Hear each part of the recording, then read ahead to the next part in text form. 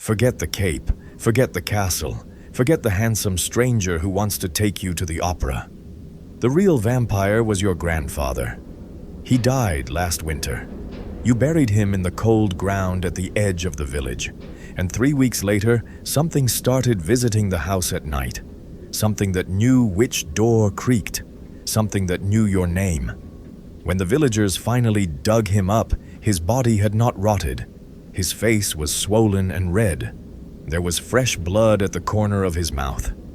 This is not a movie.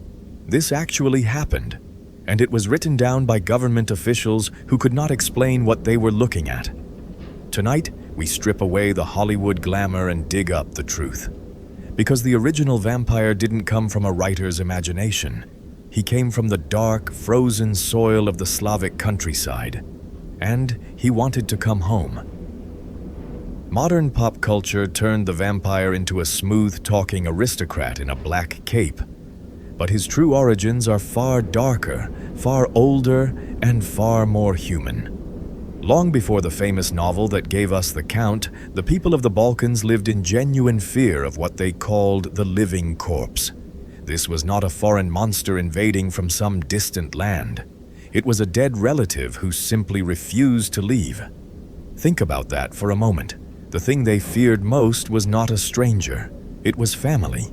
A soul that could not find peace, trapped inside a body that would not decay, returning night after night to haunt the very people it had loved the most. In this episode, we'll uncover where this creature really came from. We'll explore the strange rituals used to bind it to the grave, the ancient connection between the vampire and the wolf, and the real historical cases that introduced this Balkan terror to the rest of the world. Let's begin where every legend begins, with a name. Here is something remarkable. The word vampire is one of the only words from the Serbian language to spread into nearly every language on Earth, and its roots run deep through the soil of the Balkans. Across different regions, people had their own names for the creature, but the underlying belief was the same everywhere. The dead were not always content to stay dead. In many southern Slavic lands, the word for werewolf was originally just another word for the vampire. The two creatures were one and the same.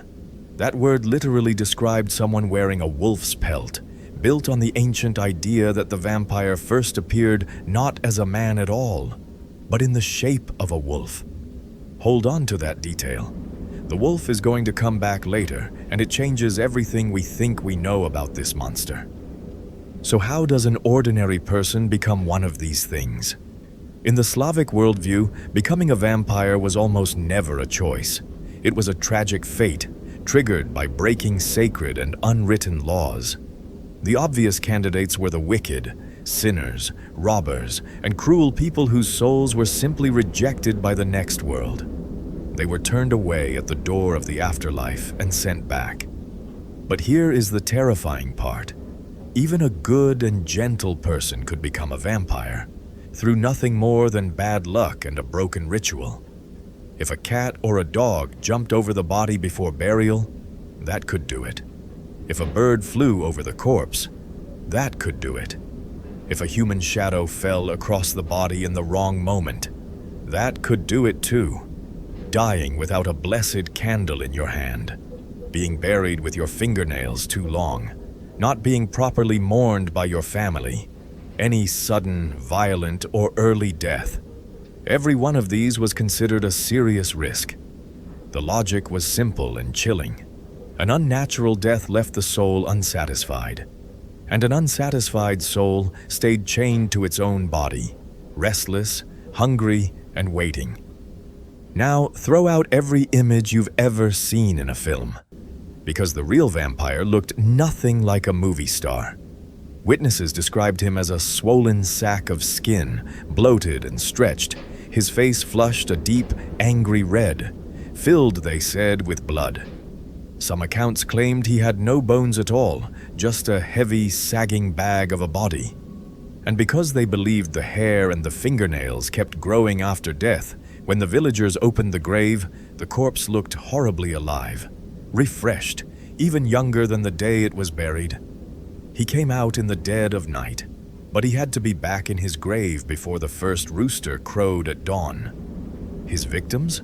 Almost always his own family, his own children and grandchildren. He came to those closest to him to drain the life out of them in their sleep. And there's one belief that is especially strange.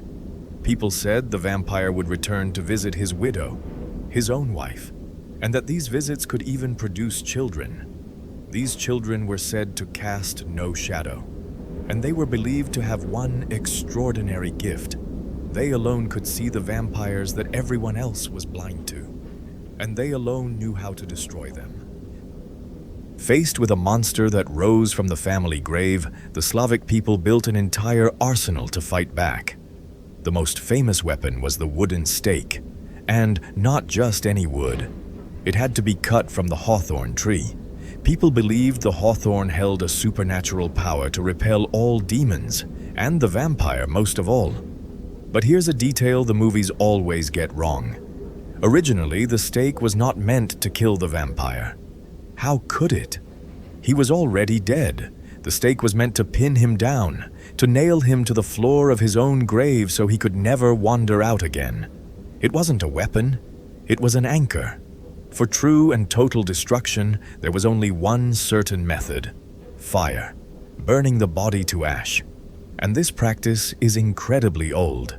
A famous Serbian legal code from the year 1349 actually mentions it, laying out harsh punishments for villagers who dug up corpses and burned them to destroy suspected vampires. So the fear was already so widespread, nearly 700 years ago, that the law itself had to respond to it. Other defenses were gentler: garlic, iron, and painting a cross in dark tar across the doorway of the house to keep the visitor out. Now, let's return to that wolf I told you to remember. This is the part of the story that almost nobody knows, and it suggests the vampire is far older and far stranger than a simple blood drinker. In the most ancient Slavic beliefs, the vampire was essentially a shadowy wolf spirit. You can still see traces of this in old customs. During the winter festivals around midwinter, a sacred time for honoring the ancestors, young men would dress themselves in wolf skins and move through the village. They were not pretending to be animals for fun. They were representing the souls of the dead ancestors, returning to the living world in the form of wolves. In some mountain regions, the vampire was simply called the wolf in solemn, sacred oaths. Put all of this together, and a stunning idea emerges. The vampire may have begun his existence not as a monster at all, but as a kind of protective ancestral spirit. A guardian of the tribe who returned in the shape of a wolf to watch over his descendants.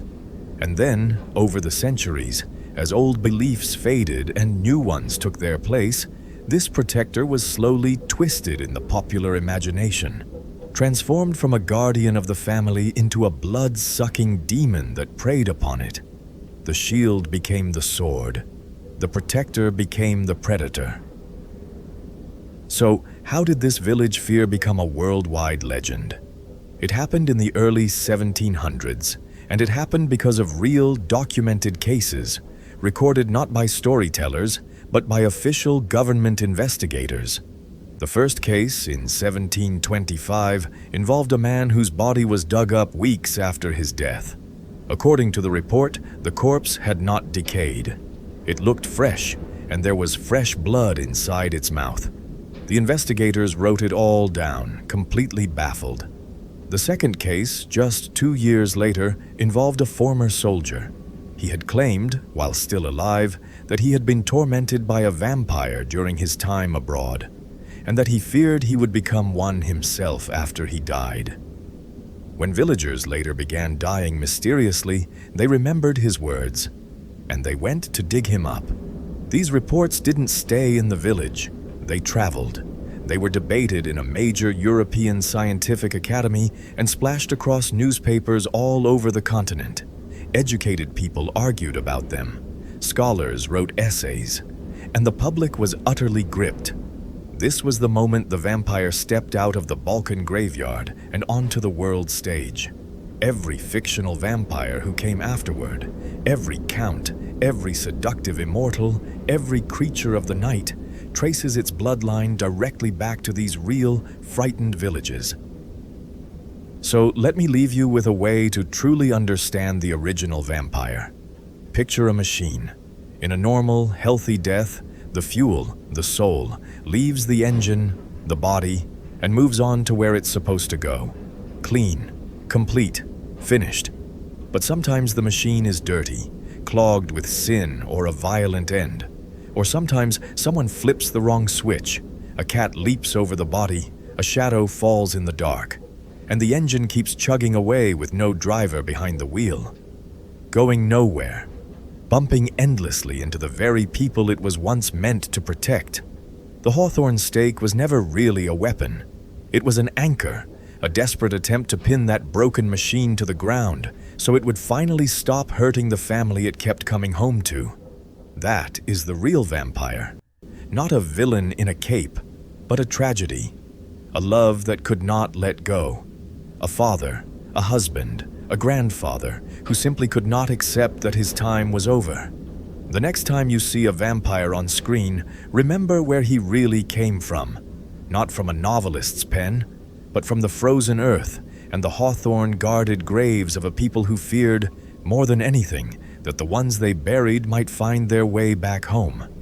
If this story sent a chill down your spine, subscribe and stay with us, because the old world is full of monsters, and we are only just beginning to dig them up.